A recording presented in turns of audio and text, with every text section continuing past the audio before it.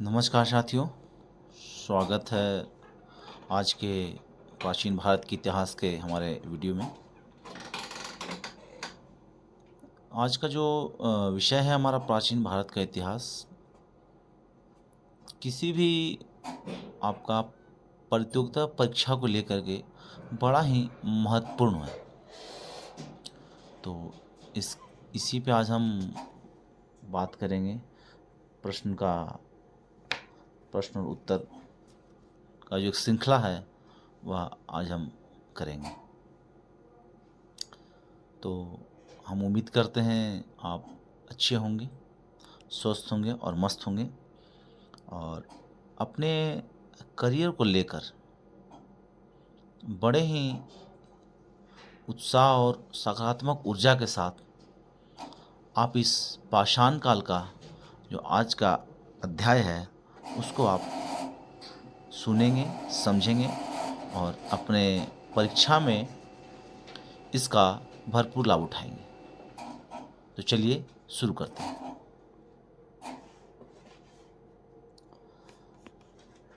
Robert Bruce foot थे एक, इन्हीं व्यक्ति का नाम है, उनका नाम है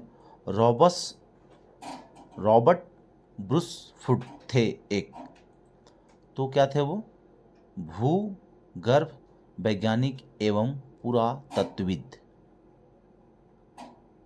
भूगर्भ वैज्ञानिक एवं पुरातत्वविद। दूसरा है आपका भारतीय प्राग इतिहास का पिता कहा जाता है।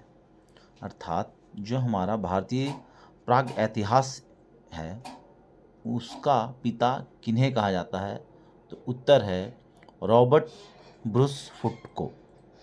जैसा कि आपने जस्ट अभी ऊपर वाले प्रश्न में आपने पढ़ा या सुना, देखा होगा आपने कि रॉबर्ट ब्रूस फुट कौन थे। तो भूगर्भ वैज्ञानिक एवं पुरातत्वविद थे, इसलिए भारतीय इतिहास का जो पिता है रॉबर्ट ब्रूस फुट को ही कहा गया है। कोपेनहेगन संग्रहालय की सामग्री से पाषाण, कांस्य और लौह युग का त्रियुगीय विभाजन किया था। कोपेनहेगन डेनमार्क देश है, वहाँ की एक जगह है जिसका नाम है कोपेनहेगन। तो कोपेनहेगन की संग्रहालय की सामग्री से पाषाण काल का क्या किया गया था? त्रियुगीय विभाजन किया गया था। तो त्रियुगीय विभाजन करने वाले कौन थे? वो थॉमसन ने थे। कौन थे? थॉमसन ने थे। पशुपालन के साक्ष्य सर्वप्रथम मिलते हैं पाषाण काल में। जो पशुपालन के जो प्रमाण मिले सर्वप्रथम कहाँ मिले? वह मध्य पाषाण काल में। जैसा कि आप जानते हैं पाषाण काल के 3 हिस्सों में बांटा गया है।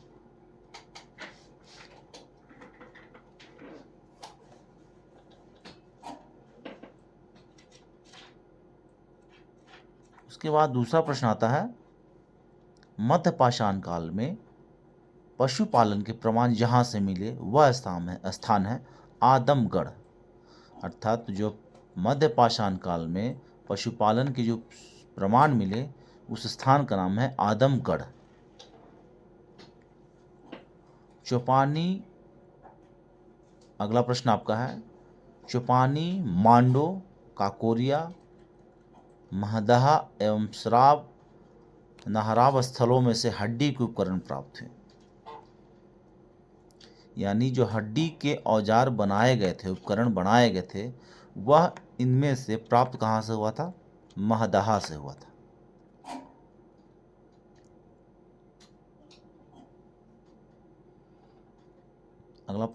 अगला है, हड्डी से निर्मित आभूषण भारत में मध्य पाषाण काल में प्राप्त हुए। ये भी कहाँ से? महदहा से, क्योंकि हड्डी के उपकरण पाए गए थे वहीं से। तो जो आभूषण भी बने मध्य पाषाण काल में वह महदहा से ही बने, महदहा से ही प्राप्त हुए।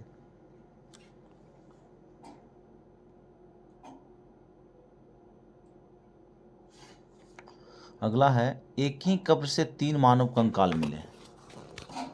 एक ही कब्र से 3 मानव कंकाल मिले, तो उस जगह का नाम है दमदमा से।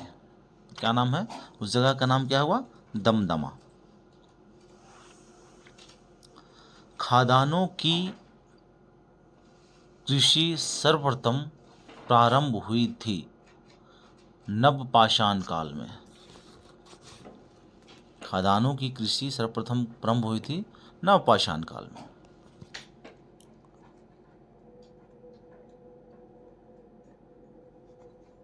भारत में मानव सर्वप्रथम साक्ष्य मिला नर्मदा घाटी से। भारत में मानव का सर्वप्रथम साक्ष्य मिला, वह कहाँ से मिला? नर्मदा घाटी से मिला। मानव द्वारा सर्वप्रथम प्रयुक्त अनाज था, यानी जो पाषाण काल में मानव ने सर्वप्रथम जो अनाज का इस्तेमाल किया, वो अनाज कौन सा था? जौ था, जौ। भारतीय उपमहाद्वीपों में कृषि के प्राचीनतम साक्ष्य प्राप्त हुए हैं लहुरा देश से। कहाँ से? लहुरा देश से क्या हुए हैं? भारतीय उपमहाद्वीपों के कृषि प्राचीनतम साक्ष्य प्राप्त हुए हैं।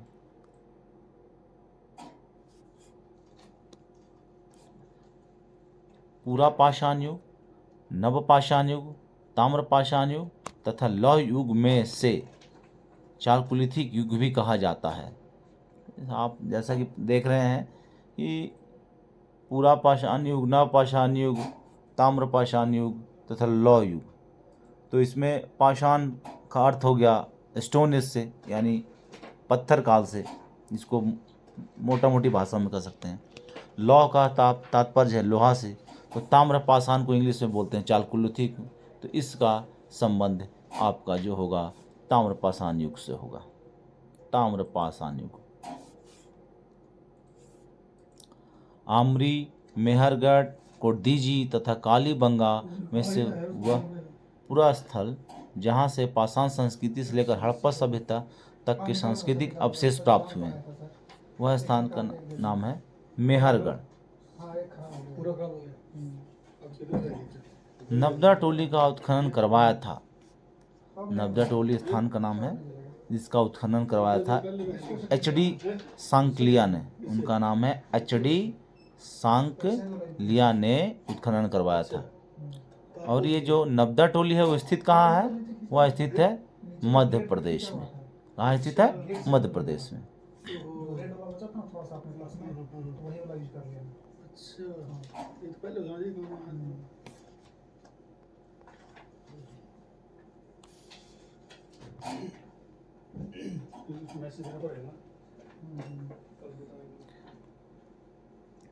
चलिए अगला प्रश्न देखते हैं। वह आपको है बृहत् पाषाण स्मारकों की पहचान की गई। जो बड़े पाषाण स्मारकों की पहचान की गई वह था मृतक को दफनाने के स्थान के रूप में। जहाँ मृतक को दफनाया जाता था उस स्थान से इसकी पहचान की गई।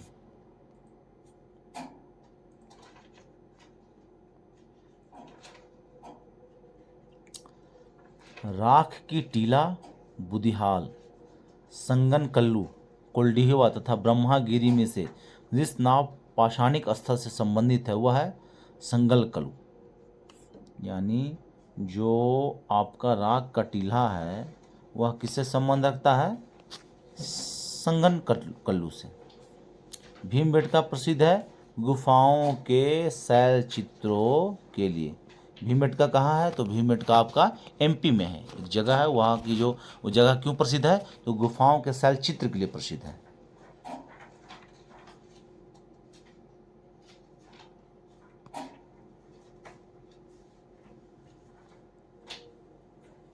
भारत में सर्वाधिक शैल चित्र प्राप्त हुए हैं। भारत में जो सर्वाधिक शैल चित्र प्राप्त हुए वह कहाँ से प्राप्त हुआ है? भीमबेटका से ही प्राप्त हुए हैं। अभी अभी बताया भीमबेटका कहाँ है? तो मध्य प्रदेश में है। अजंता, भीमबेटका, बाघ तथा अमरावती में से वह जो प्रागैतिहासिक चित्रकला के लिए प्रसिद्ध है। ये आपको जो भी स्थानों के नाम दिए गए हैं उनमें से वह स्थान को आपको चुनाव करना है जो प्रागैतिहासिक काल चित्रकला के लिए प्रसिद्ध है। यानी प्रागैतिहासिक काल में कौन सा चित्रकला था जो प्रसिद्ध था, तो वह प्रसिद्ध था भीमबेटका का चित्रकला।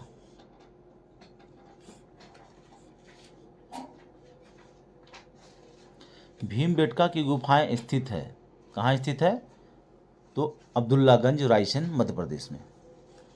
बहुत ही अच्छा प्रश्न है।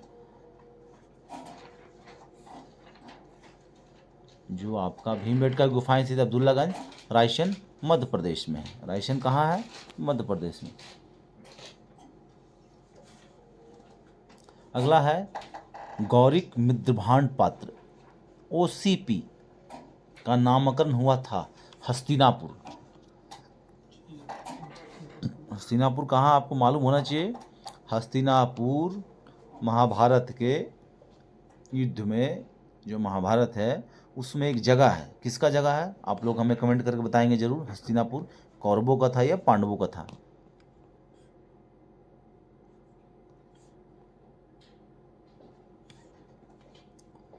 ताम्रपाषाण काल में महाराष्ट्र के लोग मृत्यु को घर के फर्श के नीचे दफनाते थे। अर्थात ताम्रपाषाण काल में महाराष्ट्र के लोग क्या करते थे, मृत व्यक्तियों को घर में फर्श के नीचे दफना देते थे और जो उनका दिशा होता था उत्तर से दक्षिण की ओर हुआ करता था। बड़ा ही महत्वपूर्ण है ये चीज़ आपके लिए, उत्तर से दक्षिण की ओर। अर्थात उनका जो सिर था वह उत्तर की ओर था, पैर था जो दक्षिण की दिशा में होता था। ब्रह्मागिरी, बुर्जहोम, चिरान तथा मौशकी में से वह स्थल जहाँ से मानव कंकाल के साथ कुत्ते का कंकाल भी सावधान से प्राप्त हुआ। सावधान समझ रहे हैं किसको बोलते हैं। सावधान, जब किसी भी मृत इंसान को, जानवर को जब हम मिट्टी में दफना देते हैं उसे हम सावधान कहते हैं। और उस जगह जो है उसको क्या हुए, यह इसका उत्तर बुर्जहोम। बुर्जहोम, कोल्डिहिवा, ब्रह्मागिरी एवं संगनकलू में से गर्त आवास के साक्ष्य प्राप्त हुए। गर्त आवास का मतलब अंडरग्राउंड जो होम होता है उसको बोलते हैं हिंदी में आपको, ठीक है ना। गर्त का अर्थ हुआ गड्ढे से। तो ये भी जो साक्ष्य मिले कहाँ से मिले मेरे भाइयों, यह भी साक्ष्य आपको बुर्जहोम से ही मिले। देखिए ये सब जो बड़ा महत्वपूर्ण प्रश्न है और बड़ा ही इंटरेस्टिंग है। बुर्जहोम मतलब कि एकदम आपको श्रृंखला चल रहा है इसका, तो चीज़ों को पकड़िएगा, बेहतरीन रहेगा आपके लिए। आपके परीक्षा में बड़ा ही सहायक सिद्ध होगा आपको ये नंबर दिलाने के लिए, अंक दिलाने के लिए, मेरिट लगाने के लिए। विंध्य क्षेत्र का वह शिलाश्रय जहाँ से सर्वाधिक मानव कंकाल मिले। मतलब विंध्य जो क्षेत्र हुआ, विंध्य का जो पहाड़ी का क्षेत्र है या विंध्याचल जिसको हम बोलते हैं, उस इलाके की बात हम कर रहे हैं। वहाँ शिलाश्रय जहाँ से सर्वाधिक मानव कंकाल प्राप्त हुए, तो वह जगह जो है आपका है, क्या है, लेखिया। लेखिया। अगला है भारतीय पुरातत्व सर्वेक्षण संस्कृति, पर्यटन, विज्ञान और प्रौद्योगिकी तथा मानव संसाधन विकास विभाग व मंत्रालयों में से संलग्न कार्यालय है संस्कृति का। मतलब ये समस्त जो आपके जितने भी इसमें दिए गए हैं आपका विभाग या संस्कृति मंत्रालय से संबंध को रखता है।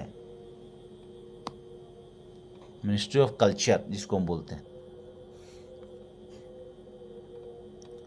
भारतीय पुरातत्व सर्वेक्षण के महानिदेशक थे जो कौन थे, जॉन मार्शल साहब थे। क्या थे, जॉन मार्शल। भारतीय पुरातत्व सर्वेक्षण के प्रथम महानिदेशक जॉन मार्शल थे। और राष्ट्रीय मानव संग्रहालय स्थित कहाँ है, तो वह आपका भोपाल में है। तो इस प्रकार से आपका जो लीनियर क्वेश्चन था पाषाण काल का वह आपका समाप्त होता है। और ध्यानपूर्वक पढ़ें और आपकी उज्ज्वल भविष्य की हम कामना करते हैं। धन्यवाद।